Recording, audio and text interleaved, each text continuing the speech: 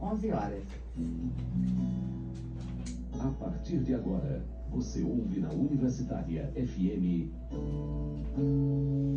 Novas Dimensões, um programa de saúde e qualidade de vida realizado por professores da área de saúde da Universidade Federal do Ceará, com apoio da Pró-Reitoria de Extensão da UFC.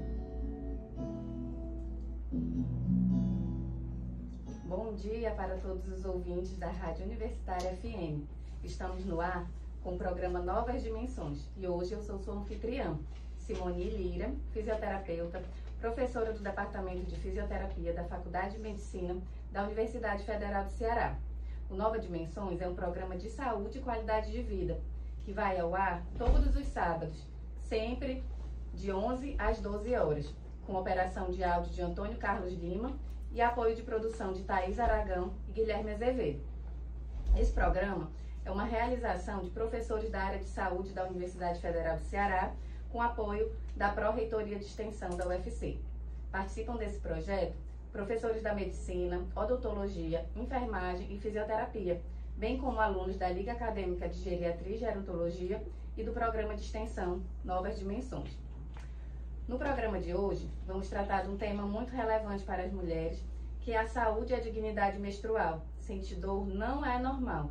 E para conversar sobre esse tema tão relevante, temos um time de especialistas como convidados.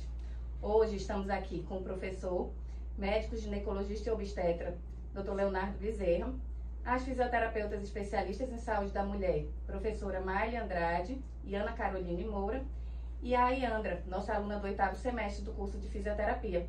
Que privilégio essa conversa. Sejam bem-vindos. E a gente também quer te convidar para conversar com a gente, enviando perguntas para o nosso WhatsApp ou pelo Instagram. Você pode mandar sua mensagem para o 85-3366-7474. Esse número é tanto telefone fixo como também pode enviar mensagens pelo WhatsApp. E se você não vai conseguir ouvir o nosso programa até o fim, não tem problema. O Nova Dimensões também é podcast e você pode ouvir depois, né, esse e outros programas através do Spotify e do Spreaker. Então vamos lá, né? Esse tema a gente trouxe, né, diante de tantos acontecimentos. É um tema que, inclusive, o Ministério da Saúde, né, vem trazendo novas oportunidades para as mulheres. A gente tem ouvido muito na mídia falar, né, de novos contraceptivos para as mulheres que têm dor, né, para as mulheres que têm endometriose, né? E aí, né, eu trouxe aqui alguns dados de um documento do Ministério da Saúde de 2024, né, sobre o programa Dignidade Menstrual, né, que revela a urgência da gente enfrentar esse problema. Então, pesquisas mostram que 1 em cada 4 meninas faltam à escola no Brasil durante a menstruação, o que traz prejuízos à sua aprendizagem. Outro dado, cerca de 4 milhões de meninas sofrem com pelo menos uma privação de higiene nas escolas, como acesso a absorventes, instalações básicas, né, para fazer sua higiene íntima, como banheiros adequados, sabonete, né? A gente tem um quadro chamado de pobreza menstrual, que são mulheres que não têm acesso ao mínimo de higiene e produtos de higiene para usar no seu período menstrual, né? E apenas 20% das alunas sentiam-se bem informadas na ocasião da primeira menstruação, que geralmente ali ocorre entre 10 e 13 anos de idade. Então essa falta de informação, né, aliada aos preconceitos relacionados, né, tabus relacionados com a menstruação, que deveria ser algo visto como, né, algo tão natural do nosso ciclo, da nossa fisiologia feminina, né, a carência também de acesso a esses itens de higiene pessoal, né, gera esse desconforto, constrangimento, né, e essas meninas passam, né, por essas dificuldades também, como lidar, né, com a dor menstrual, ali, com as cólicas, né. Então a gente já vai começar essa conversa aqui com o nosso time de especialistas. E eu queria ouvir aqui o Dr. Leonardo, né, sobre esse tema, né? Então, por que menstruar pode ser tão doloroso para algumas mulheres e para outras não? Bom dia a todos, bom dia ouvintes da Rádio Universitária. É um prazer a gente estar aqui representando não só a universidade, mas também representando a saúde e a dignidade da mulher. Nosso time, ele é demonstração viva do que é o cuidado com a saúde da mulher. Somos a multidisciplinaridade, trabalhamos de mãos dadas a medicina, a fisioterapia, mas também a enfermagem, a psicologia, nesse cuidado coletivo, nesse cuidado que hoje se principia uma série de novos conceitos. A gente pode falar um pouquinho sobre os cuidados que se deve ter em relação à saúde menstrual, mas antes disso é importante a gente se localizar do ponto de vista até mesmo antropológico. A menstruação é um fenômeno contemporâneo. Ele não existia nas nossas tataravós, ele não existia na Idade Média, ele não existia num tempo em que existia uma função precípua social do gênero feminino, que era, sobretudo, a reprodução. E a mulher enxergada já desde a primeira menstruação como um ser fértil que existia para a procriação, para gerar, na época da sociedade rural, nós precisávamos ter muita gente em casa para cuidar da lavoura. Quando a gente tornou mais urbano, as pessoas precisavam ter famílias grandes para herdar e cuidar dos seus negócios, enfim. E a mulher, na verdade, sempre foi vista como um ser para a procriação, e ela tinha uma função social, que era o casamento. Ela era uma posse, né, da sociedade depois do homem, primeiro da família, depois do homem, e ela sempre estava ou engravidando ou amamentando. Então você tinha o primeiro fluxo menstrual ali, na época, né, um pouco mais tardio do que hoje. Lembrar isso é importante. As primeiras menstruações elas aconteciam em torno dos 17, 18 anos, né? Atualmente elas começam ali em torno dos 11, 12 anos, mas isso também é um outro fenômeno contemporâneo.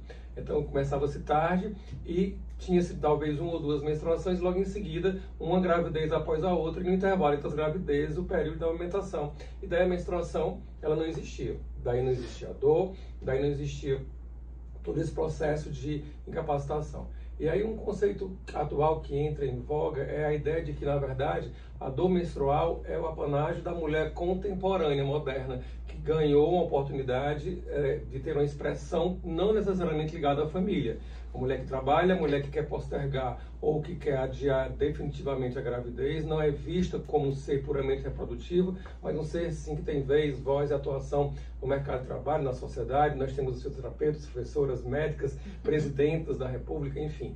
Isso mudou. Daí você passou a ter basicamente todo mês um ciclo, porque não anda tendo gravidez, você menstrua.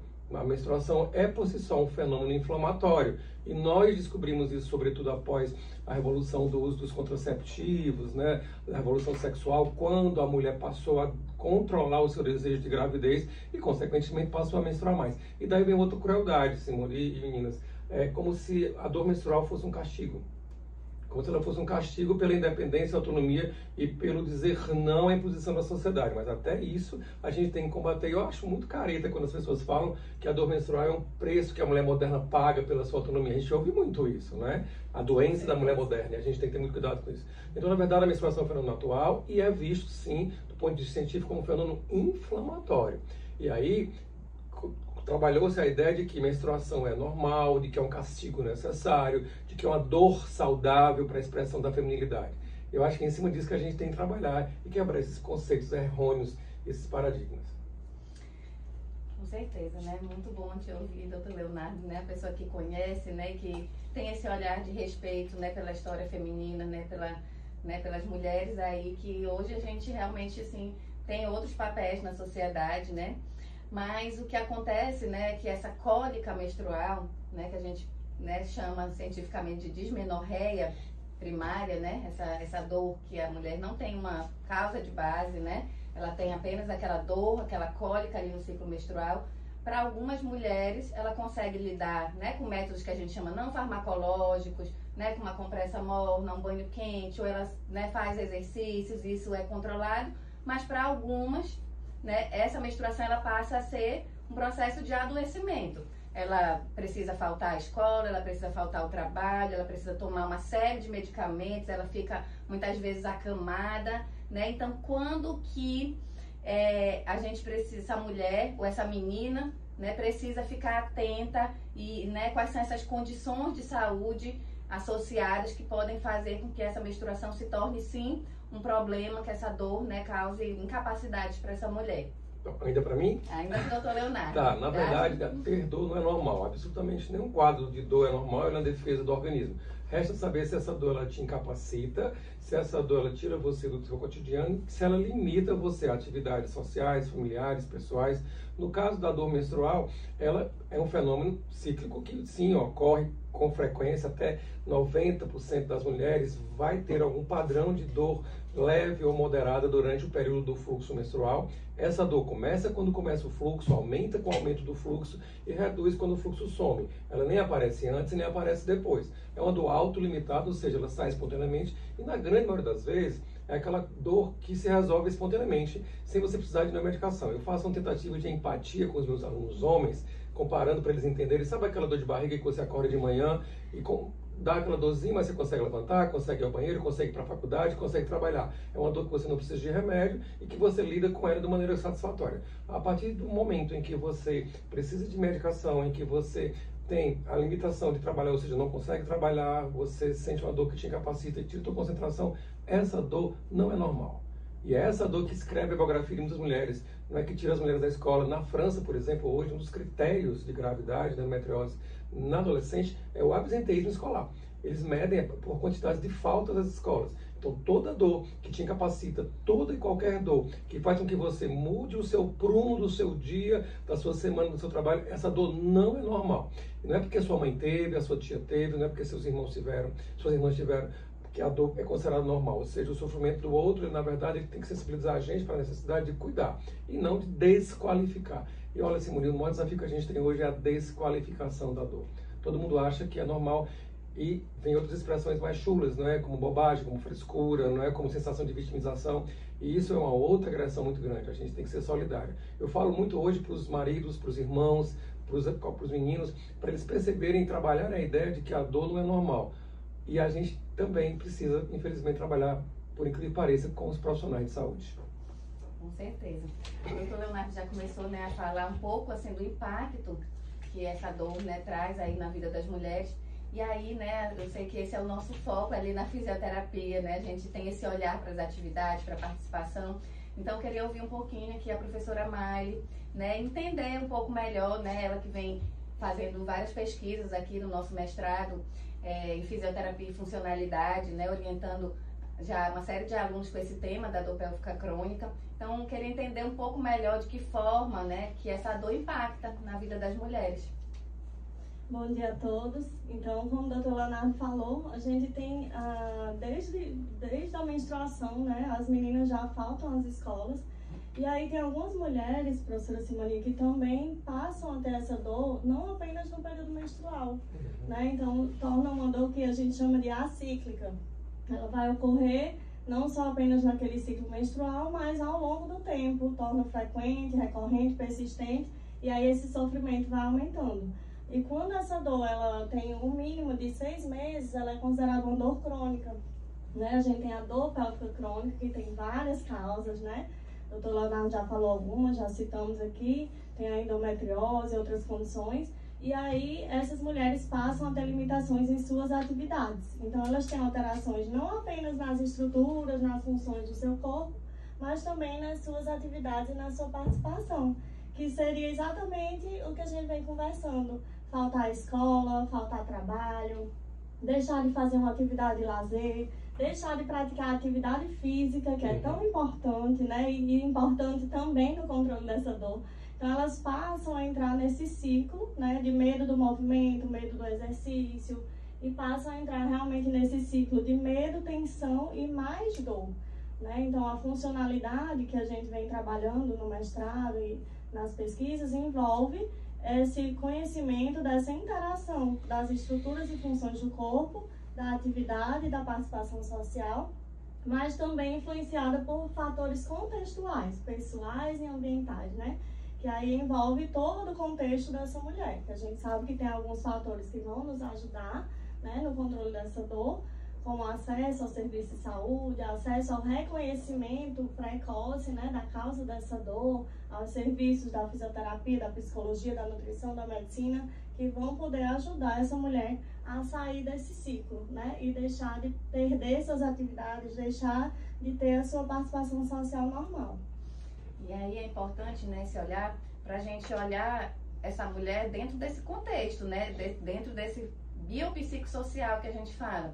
Então, nós, enquanto profissionais de saúde, às vezes a gente, né, vê aquela dor só por um olhar. Então, qual a intensidade da dor? Né? Essas mulheres, elas já estão até meio cansadas de chegar num pronto-socorro, né? Perguntarem assim, quanto que você está de dor? De 0 a 10, 0 é nada de dor, 10 é... Será que só esse número reflete todo esse impacto, né, que a dor traz para essa mulher? Será que só, né, essa avaliação tão simplista, né? Então, eu sei que vocês vêm trabalhando alguns instrumentos, né, para conseguir detectar esse impacto. Então, se você puder falar um pouquinho mais sobre isso. Então, a gente tem um instrumento que ele é chamado de RUDAS, né? E a gente vem trabalhando nas pesquisas lá do mestrado. E aí a gente avalia em 6 domínios, onde a gente considera a cognição, a mobilidade, o autocuidado, relacionamentos interpessoais, atividades de vida e a participação dessa mulher. Ele é um instrumento genérico, né, mas que vem sendo validado para várias condições de saúde. E aí o nosso grupo, inclusive a professora Simone e algumas alunas que estão aqui presentes, participaram da validação do RUDAS para mulheres com dor pélvica crônica. Né? Esse artigo ele já está publicado. E a gente teve outra aluna também que investigou os fatores associados à funcionalidade nessas mulheres com dor pélvica crônica. E aí, nesse estudo dessa aluna, da Natânia, a gente conseguiu identificar que não apenas a intensidade da dor, né, mais uma vez reforçando não apenas esses fatores mais físicos, mas a catastrofização da dor, o que seria essa mulher imaginar essa dor como algo muito maior do que ela realmente é, e os sintomas depressivos, que são extremamente presentes também nessas mulheres, compreensível, né, por conta desse nível de dor persistente recorrente. Então, esses dois fatores, essa catastrofização da dor e esses sintomas depressivos, foram associados a essa funcionalidade. Então, aquelas mulheres que sentiam essa dor de forma mais grave, né, sentiam essa dor de forma mais elevada do que ela realmente é, e que apresentavam sintomas depressivos, elas tinham maior impacto na sua funcionalidade, né, que é medida por esse instrumento, ou seja, elas tinham maior impacto nas suas atividades e na sua participação social. E aí a gente vê o quanto que essa questão multidisciplinar, né, é importante, né, o quanto que, né, essa questão da saúde mental também precisa ser abordada, né, em todos esses ciclos da vida feminina. E aí, falando em pesquisas, né, a gente tem o prazer aqui de estar com a Iandra, que é nossa aluna do 8º semestre do curso de fisioterapia, extensionista do projeto de extensão Fisioterapia na Saúde da Mulher, o Profisme, né? E ela está fazendo um trabalho de iniciação científica com a professora Laine Rocha, que também é professora lá do nosso departamento, sobre a dismenorreia em mulheres nas universitárias, né? É um projeto multicentro que está acontecendo em outras universidades aqui, né, do nosso país, né? E aí, queria que você contasse um pouco para a gente desses achados. Eu sei que vocês já têm dados parciais. Isso. Bom dia, gente. Como a professora já disse, eu sou a Iandra, do projeto de pesquisa, e a gente escolheu esse tema que envolve os distúrbios menstruais, principalmente a dismenorreia, que é a cólica, junto com o presenteísmo nas estudantes universitárias, principalmente porque a gente percebeu que tem muitos estudos falando sobre a dor menstrual, a cólica menstrual nas escolas e muito nas trabalhadoras, mas a gente não via quase nada nas estudantes universitárias. E a gente sabe, como já foi dito aqui, que esse tema ainda é um tabu, e também tem muitos casos subnotificados. Então, tivemos que trazer essa temática no nosso estudo. O objetivo principal do nosso estudo é verificar a prevalência dos distúrbios menstruais e avaliar o presenteísmo causado pela dismenorreia em estudantes universitárias. Vamos aos dados. A gente coletou dados de 388 alunas da UFC de todos os campi de Fortaleza, mas dessas, apenas 323 foram incluídas nas análises finais, porque 65 delas não estavam menstruando nos últimos 3 meses por várias causas. Quanto ao turno de estudo, 81,1% dessas estudantes, dessas 323, estudam em turno integral na faculdade. E é aí que a dismenorreia, né, que é a cólica, atrapalha muito, porque a gente sabe que eu, como estudante, posso dizer que passar o dia inteiro na faculdade sentindo dor não é fácil. E a gente, avaliando a prevalência da cólica menstrual nas estudantes da UFC, quase todas, 90,4% das alunas analisadas apresentam essa dor, ou seja, quase todas essas 323 sentem a dor menstrual. E sobre a intensidade, como a professora Simone falou, da intensidade da dor, 41,8% dessas pessoas, dessas meninas, mulheres, apresentam dor intensa ou insuportável na cólica menstrual, sendo que apenas 73,7% delas nunca procuraram um médico devido à dor. Ou seja, tanta dor, mas quase nenhuma delas procura o médico. E essa dor, como o Dr. Leonardo falou, não é normal. Então, deveria procurar um médico, assistência médica. Sobre presenteísmo e absenteísmo, não sei se o pessoal aí de casa já ouviu essas expressões, mas presenteísmo é geralmente uma expressão usada para trabalho, querendo dizer trabalhar se sentindo doente. E absenteísmo seria faltar ao trabalho. Mas, para a nossa pesquisa, a gente adaptou presenteísmo para ir para a aula se sentindo doente por causa da dismenorreia, da cólica, e o absenteísmo seria faltar à aula por causa da cólica. Sobre esses dados, 86,7% das meninas que a gente entrevistou relatam presenteísmo, ou seja, por causa da dismenorreia. Quase todas elas vão para a aula mesmo se sentindo doente por causa da cólica. E 23,5%, que é um número bem menor, apresentam comportamento absenteísta, ou seja, faltam à aula. Então a gente pode perceber que a maioria das meninas vai para a aula mesmo sentindo dor, e muitas delas com dor intensa. E a gente percebeu também que a maioria das meninas que relatam presenteísmo e absenteísmo tem dor intensa ou insuportável. Ou seja, pessoas com dor intensa, mesmo assim vão para a aula, passam o dia inteiro lá, é muito complicado. Sobre o presenteísmo, 45,9% delas vão para a aula sentindo dor intensa, e absenteísmo, 46,2% faltam à aula. E sobre a qualidade de vida, que é um tema muito importante também, usamos o questionário SF12, que é exatamente sobre qualidade de vida, e percebemos que não teve diferença significativa na qualidade de vida entre as estudantes que vão para a aula sentindo dor e as que não vão. Mas, pegando dados para submeter para um congresso, a gente percebeu uma correlação muito interessante. Teve uma correlação muito significativa entre a qualidade de vida e a intensidade da dor no último ciclo. Ou seja, as alunas com dor intensa ou insuportável foram as que tiveram pior qualidade de vida, que elas relataram, e mesmo assim, elas não vão para o médico ver o que seria essa situação. Então, mostra um quadro bem preocupante.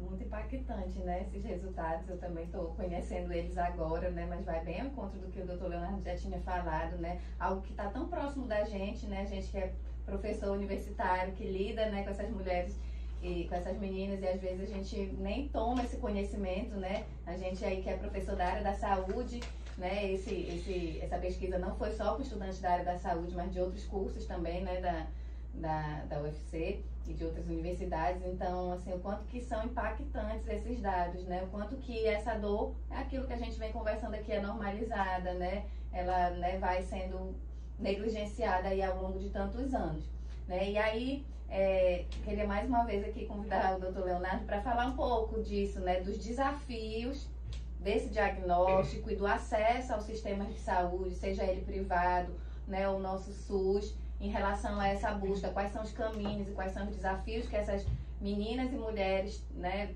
percorrem, né, para serem assistidas.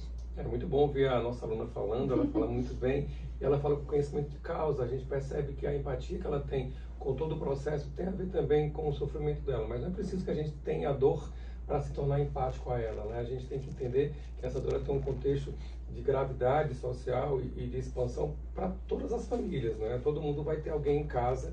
Isso é tão gritante, e para você ter ideia, os dados são muito alarmantes. Nos Estados Unidos, leva-se até 10 anos para ter o diagnóstico de endometriose.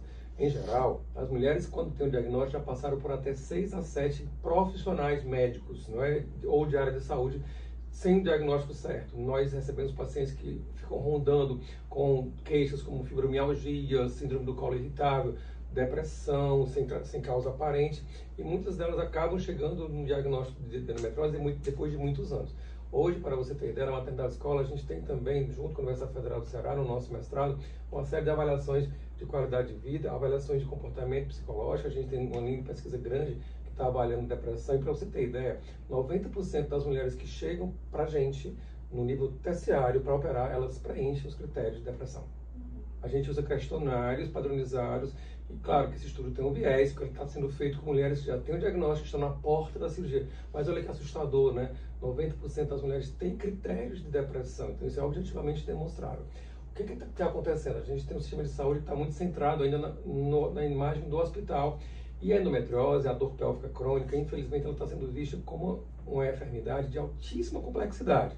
Imagina, professora Simone, professora Maria, se a gente tivesse de encaminhar todo paciente com hipertensão para um ultra especialista em hipertensão. Não é todo paciente com diabetes para um endocrinologista ultra especialista. As pessoas iam morrer. O que é que acontece hoje no sistema de saúde, né? Os médicos generalistas, a enfermagem, todos os profissionais de saúde, eles já têm uma formação elementar para diagnosticar, para orientar sobre hábitos de vida, para inclusive dispensar medicamentos elementares para hipertensão, para diabetes, porque é uma grande epidemia. Ora, a dor pélvica crônica ou endometriose hoje é vista como uma doença do outro especialista. E a atenção primária à saúde, as unidades básicas dos municípios, elas não avaliam, não abordam, não cuidam, não tratam, não medicam, não usam anticoncepcionais, não bloqueiam, porque elas têm temor, o medo de achar que estão intervindo numa coisa que é ultra mega complexa. Então, por isso que as mulheres sofrem tanto. E a gente vem mudando isso, tentando trabalhar uma linha de cuidado no setor público. Hoje o Estado do Ceará é pioneiro nisso. Esse é um projeto de mestrado também de outra aluna minha, no mestrado de saúde da mulher, onde a gente está interagindo com a Secretaria de Saúde, criando uma linha de cuidado onde a atenção primária, ou seja, o posto de saúde vai conversar, vai ter a porta de entrada específica para essa mulher, ou seja, ela vai ser ouvida sobre a dor, o sangramento, a dispensação de, por exemplo, anticoncepcionais para bloqueio da menstruação e, consequentemente, para contracepção, que evita a gravidez na adolescência, que é um problema muito sério. Funcionaria já na atenção primária e ela só iria para a atenção terciária, ou seja, só iria para a maternidade escola, para o hospital, se ela tivesse passado por todas as etapas e não tivesse tido resultado. Ora, para você ter ideia, só 20% das mulheres com dor crônica vão precisar de um tratamento mais complexo, vão precisar de uma cirurgia. 80% vão resolver na atenção primária e secundária, com medicação, com fisioterapia, com reeducação nutricional e com psicoterapia. Então esse sistema precisa enxergar a dor pélvica ou a endometriose como uma grande epidemia, como enxergou-se a hipertensão, como enxergou-se o diabetes, e entregar isso nas mãos da atenção primária. A gente está caminhando para isso. E a fisioterapia tem um papel muito importante nesse cuidado específico. É isso mesmo. Então, a gente percebe, né? A gente também atua ali na maternidade escola, né? Oferece essa fisioterapia, né? Para as mulheres que já chegam, né? Com esse caminho longo percorrido. Então, assim, quando elas chegam, às vezes elas nem sabem, né? O que a fisioterapia pode fazer, né, por essas mulheres, né, e a gente precisa explicar, né, que essa dor ela vai deixando marcas no corpo, né, que não, essas mulheres que chegam pra gente lá na atenção terciária, né, lá na maternidade escola, elas chegam já relatando, né, 15, 20 anos, né, de dor, né, então, né, eu queria ouvir agora, né, a Caroline, né, que é fisioterapeuta, é nossa egressa aqui né, tanto do curso de fisioterapia quanto do nosso programa de mestrado, um pouco sobre a fisioterapia, né? Então, quero agradecer esse convite, mais uma vez reforçar essa importância, né, da inserção da fisioterapia. Então, pautado nesse acolhimento, pautado na educação em saúde, na avaliação do movimento humano, também no planejamento e nas execuções de atividades individuais em grupo, a fisioterapia ela deve estar inserida em todos esses níveis de atenção à saúde. Então, desde 2018, com o marco político lá da criação do NASF, né, das unidades dos núcleos de apoio à saúde, o fisioterapeuta ele já é um profissional que poderia estar ali inserido na atenção básica, trabalhando com essas mulheres com dor crônica, e esse é o nosso desafio, né, da gente aliar o que a gente vê na literatura, a gente levar para a prática, a gente tornar isso política pública de saúde e a gente fazer acontecer. Então, o profissional fisioterapeuta ele tem esse papel, né, de poder estar ali inserido em todos os níveis de atenção, desde as unidades básicas até as níveis de atenções mais especializadas. Então, a fisioterapia na saúde da mulher, ela é uma especialidade reconhecida pelo nosso Conselho, né, Federal de Fisioterapia, como uma especialidade própria, exclusiva do fisioterapeuta, e a gente tem esse papel de desenvolver esse cuidado na saúde funcional global dessas mulheres, com esse olhar também voltado para esse assoalho pélvico feminino nesses diferentes contextos de saúde, incluindo também a dor pélvica crônica. Então, como a gente já falou um pouquinho, a gente sabe que a dor pélvica crônica, ela pode ser oriunda ali da endometriose ou não, mas ela está altamente correlacionada com disfunções neuromusculoesqueléticas. Então, essas mulheres que passam por anos de dor, elas têm repercussões físicas, repercussões musculares, aumento da rigidez, do aumento desse tônus muscular, encurtamento muscular, pontos de dor, pontos de tensão, que isso vai virando ali uma grande bola de neve de dor, como a Mari falou, né, desse ciclo da dor, do medo, da tensão. Então, essas mulheres, elas passam a ter medo do movimento, que a gente chama isso de cinesiofobia. São mulheres que vão se tornando cada vez mais sedentárias e presas nesse ciclo de dor. Então, é o papel do fisioterapeuta a gente auxiliar nesse processo de retirada dessas mulheres ali desse ciclo de medo, tensão e dor. E a gente está ali pautado, né, por grandes guidelines, grandes pesquisas internacionais, grandes estudos internacionais ali de dor crônica, como tratamento também de primeira linha, não farmacológica, para essa questão da dor crônica. É muito bom, né, ouvir a Carol trazendo, né, todas essas repercussões. A gente quer saber mais, Carol, depois sobre a fisioterapia pélvica, né? Você falou aí, né, o porquê que o profissional fisioterapeuta está inserido nessa linha de cuidado. E já a gente quer ouvir mais como, né, essa fisioterapia pode ajudar essas mulheres. Mas